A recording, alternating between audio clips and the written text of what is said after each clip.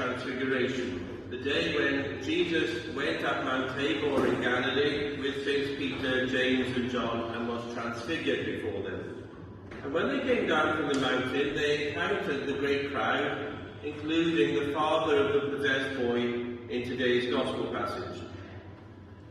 The father says that his son is a lunatic in Old English or epileptic in modern English. It's very clear in the Gospel that the boy's illness was caused by demonic possession because Jesus rebuked the devil, and later, of course, the disciples asked Jesus why they were not able to cast out the devil. One thing that strikes me about this Gospel passage is how Jesus deals with unbelief. Firstly, there is the father of the boy. He blames the disciples for not being able to cast out the demon. And several of the church fathers say that this man was also lacking in faith.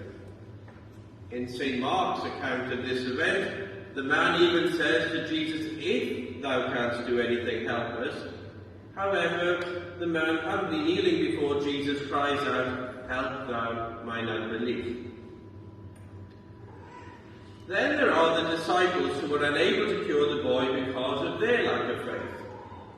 We note that Jesus does not tell them off in front of the crowd, but in private. This is a good lesson for everyday life. When you have to correct someone, your wife, your husband, your best friend, or your work colleague, do it in private. The objective is not to embarrass or humiliate, but to correct. Returning to the Gospel passage, we hear a group of Jesus' disciples who were unable to cure the boy because of their unbelief.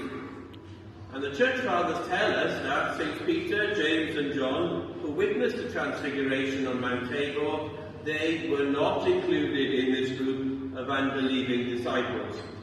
After what they had experienced on Mount Tabor, they had no doubt that Jesus was the Son of God. And in St. Paul's letter to the Galatians, he calls these three apostles the three pillars of faith.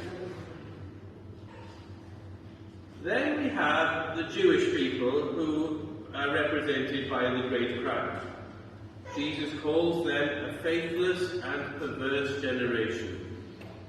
Unlike the father of the boy and the disciples who recognized that their faith was weak but they wanted to improve, there is not even the slightest hint that this faithless and perverse generation has any desire to change.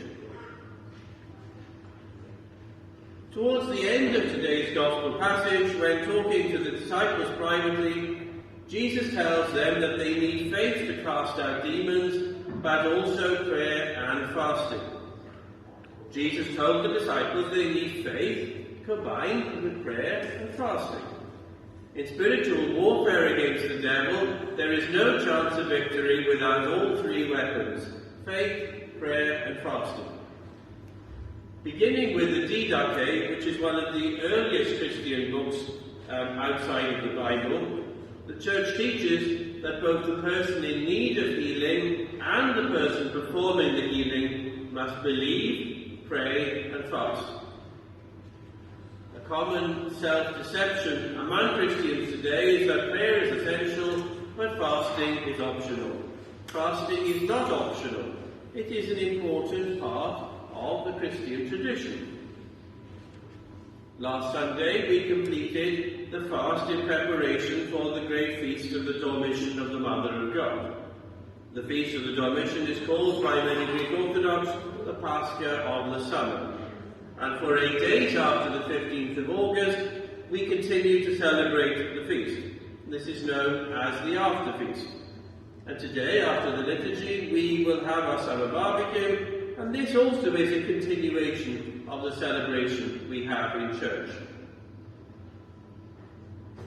In today's Gospel reading, Jesus speaks about the importance of faith and that this faith must be built up by prayer and fasting. Both are signs of the transformation which is the goal of the Christian life, and they help us to achieve that goal. Through the prayers of our Holy Fathers, Lord Jesus Christ, our God, have mercy upon us and save us. Amen.